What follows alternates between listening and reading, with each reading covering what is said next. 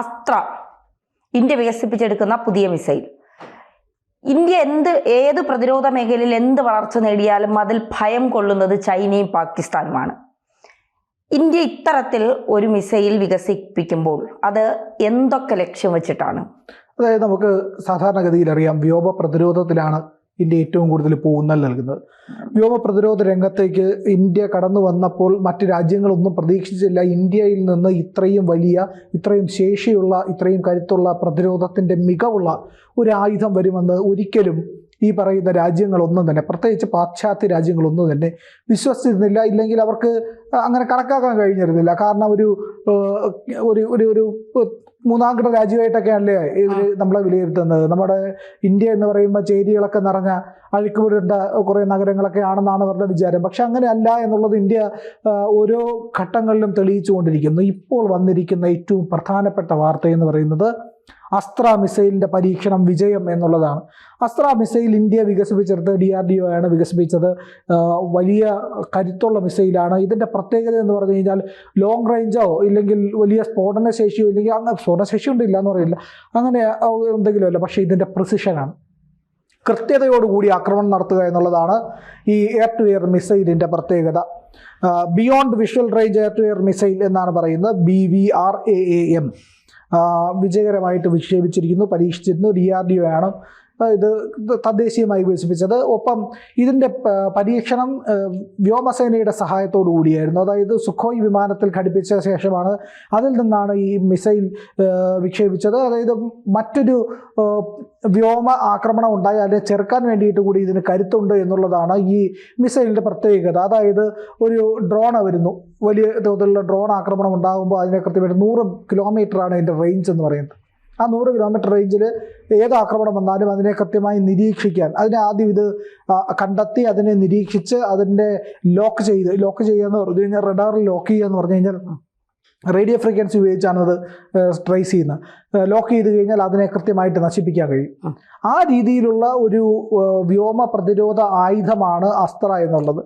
നമ്മൾ നേരത്തെ തന്നെ അറിയാമല്ലോ, നമുക്ക് കൃത്യമായിട്ടുള്ള മിസൈൽ കരുത്തുണ്ട്.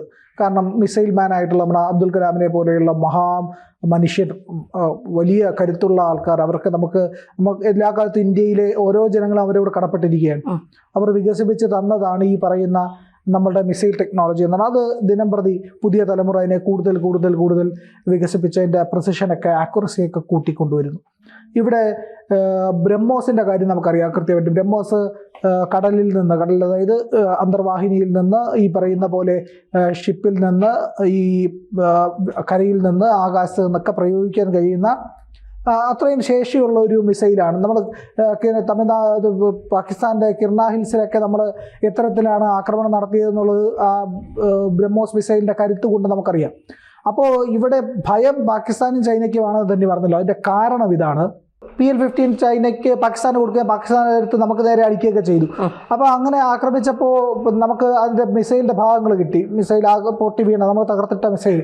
അത് വിദേശ രാജ്യങ്ങളിൽ, പല പാശ്ചാത്യ രാജ്യങ്ങളൊക്കെ ഇവിടെ വന്ന് പഠിച്ചു ഇതിനകത്ത് എന്താണ് ഉള്ളത് എന്നുള്ളത്. അത് പഠിച്ചപ്പോഴാണ് മനസ്സിലാകുന്നത് പാകിസ്ഥാൻ ഡ്യൂപ്ലിക്കേറ്റ് ഉണ്ടാക്കി അവർക്ക് നല്ലതുണ്ടാക്കാൻ കഴിയുന്നില്ല എന്നുള്ളത്. ആ ഡ്യൂപ്ലിക്കേറ്റ് തന്നെയാണ്. പൊട്ടാസ് പോലത്തെ മിസൈലൊക്കെയാണ് പാകിസ്ഥാൻ എടുത്ത് ചൈനയ്ക്ക് കൊടുത്തത്, ചൈന എടുത്ത് പാകിസ്ഥാന് കൊടുത്തത്. അതാണ് അവർ ഇന്ത്യക്ക് നേരെ അടിച്ചത്. അപ്പോൾ ഇങ്ങനെ ഒരു മിസൈൽ ടെക്നോളജി സ്വന്തമായിട്ടുണ്ടായിട്ടും അതിന് ശേഷിയില്ലാത്തതും കരുത്തില്ലാത്തതും ആക്യുറസി ഇല്ലാത്തതുമായിട്ടുള്ള സംവിധാനം, ഈ ഒരു പ്രതിരോധ സംവിധാനത്തെ കബളിപ്പിക്കാനുള്ള ശേഷിയൊന്നുമില്ല. പക്ഷേ ഇന്ത്യയുടെ മിസൈലുകളുടെ കരുത്തെന്ന് പറഞ്ഞു കഴിഞ്ഞാൽ പ്രതിരോധ സംവിധാനങ്ങളെ പോലും തകർക്കാൻ കഴിയുന്ന, അതിനെ കബളിപ്പിക്കാൻ കഴിയുന്ന ടെക്നോളജിയാണ്. അതുകൊണ്ടാണ് അവരുടെ വ്യോമ പ്രതിരോധ സംവിധാനങ്ങളെ പോയി, പാകിസ്ഥാൻ്റെ വ്യോമ പ്രതിരോധ സംവിധാനങ്ങളെ ഇന്ത്യ തകർത്ത് ഓപ്പറേഷൻസ് തീർന്നു. അങ്ങനെ തകർക്കാനുള്ള കഴിവുണ്ടായത് ഇന്ത്യയുടെ മിസൈൽ ടെക്നോളജിയുടെ മേന്മയാണ്. അപ്പോൾ ഈ പറയുന്ന വലിയ മിസൈൽ ടെക്നോളജി ഇന്ത്യക്കുള്ളത് കൊണ്ട് പാകിസ്ഥാൻ ഇപ്പോൾ ഭയമാണ്. കാരണം ഇന്ത്യയുമായിട്ട് ഏതെങ്കിലും ഘട്ടത്തിൽ ഏറ്റുമുട്ടേണ്ടി വന്നു കഴിഞ്ഞാൽ ഒരു രക്ഷയുമില്ല. അവർ ലക്ഷക്കണക്കിന് ഡ്രോണുകൾ ഉൽപ്പാദിപ്പിച്ച് വെച്ചിട്ടുണ്ടെന്നാണ് പറയുന്നത്. ഇതുപോലത്തെ മിസൈൽ സംവിധാനങ്ങളുണ്ടെങ്കിൽ എത്ര ഡ്രോണുകൾ വന്നാലും കൃത്യമായി അതിനെ പ്രതിരോധിക്കാൻ കഴിയും. അത്രയും വലിയ ഒരു കരുത്ത് ഇന്ത്യ നേടിക്കഴിഞ്ഞു എന്ന് പറയുമ്പോൾ ചൈനയ്ക്ക് ഇരിക്കപ്പുറത്തില്ല എന്നുള്ളതാണ്. ചൈന അതിൽ ഭയന്നിരിക്കുന്നു. ചൈനയ്ക്ക് എന്ത് ചെയ്യണമെന്ന് അറിഞ്ഞുകൂടാ. ഇന്ത്യയോട് ഇനി എങ്ങനെ മുട്ടും. ഇന്ത്യ ഏതെങ്കിലും ഒരു ഘട്ടത്തിൽ ഇന്ത്യയുമായിട്ടൊരു കൊമ്പ് കോർക്കേണ്ടി വന്നാൽ ചൈനയ്ക്ക് ഉണ്ടാകാൻ പോകുന്ന നാശനഷ്ടം ചില്ലറയൊന്നുമല്ല. അതിലവർക്ക് വലിയ ഭയമുണ്ട്. പിന്നെ തൊട്ടിപ്പുറത്ത് പാകിസ്ഥാൻ ഈ എങ്ങനെ ഇനി ഇന്ത്യയെ പ്രതിരോധിക്കാമെന്ന് റിസർച്ച് ചെയ്തുകൊണ്ടിരിക്കുക. പക്ഷേ എങ്ങനെ പ്രതിരോധിച്ചിട്ട് കാര്യമില്ല എന്നുള്ളത്. എങ്ങനെ അവർ എത്ര യുദ്ധസന്നാഹം ഉണ്ടാക്കിയാലും ശരി തന്നെ അവർക്കൊന്ന് എഴിച്ചു നിൽക്കാനുള്ള ശേഷി ഉണ്ടാവണമെങ്കിൽ, അതായത് വ്യോമ ആക്രമണത്തിനോ വ്യോമ പ്രതിരോധത്തിനോ ഒന്ന് ഏച്ചു നിൽക്കാൻ പാകിസ്ഥാന് കരുത്തുണ്ടാവണമെങ്കിൽ മിനിമം 7 വർഷം എടുക്കും. ആ കണക്കിലുള്ള അടിയാണ് ഓപ്പറേഷൻ സിന്ദൂറിൽ ഇന്ത്യ കൊടുത്തത്. ഓക്കെ, ഇനി അവർ പതിയെ ആ ഒരു കരുത്തൊക്കെ നേടി വന്നാൽ പോലും ഇന്ത്യയോട് മുട്ടാനായിട്ട് ഇന്ത്യ ബഹുദൂരം സഞ്ചരിച്ചിട്ടുണ്ടാവും.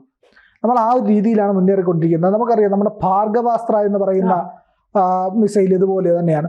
അത് നമ്മുടെ എല്ലാ സ്ഥലത്തും അത് വ്യോമ പ്രതിരോധ സംവിധാനത്തിൻ്റെയൊക്കെ ഭാഗമാകുകയായിരിക്കും ഭാവിയിൽ. അത്തരത്തിലൊക്കെ അതിനെ വികസിപ്പിച്ചുകൊണ്ടിരിക്കുകയാണ്. അപ്പോൾ അതൊക്കെ ഭാർഗവാസ്ത്രയൊക്കെ നമ്മൾ ഹൈ ആൾട്ടിറ്റ്യൂഡിൽ വരെ പരീക്ഷിച്ച് വിജയിച്ചു. അപ്പം നമ്മളുടെ ആയുധ കരുത്ത് എന്ന് പറയുന്നത് നിസ്സാര കാര്യമല്ല. നമ്മൾ ആകാശ് NG എന്ന് പറയുന്ന മിസൈലിലാണ് അടുത്ത് നമ്മൾ വികസിപ്പിക്കാൻ പോകുന്നത്. ആകാശ് എന്ന് പറഞ്ഞാൽ വ്യോമ പ്രതിരോധ സംവിധാനമാണ്. ആകാശ് NG എന്ന് പറഞ്ഞാൽ നെക്സ്റ്റ് ജനറേഷനാണ്. അടുത്ത ഘട്ടത്തിലേക്ക് മാറുകയാണ്. അപ്പോൾ അതിനോടൊപ്പം തന്നെയാണ് S-500 ഇന്ത്യ റഷ്യ ക്ഷണിക്കുന്നത്. വരൂ, നമുക്ക് S-500 ഒരുമിച്ചുണ്ടാക്കാം എന്നാണ് റഷ്യ പറയുന്നത്.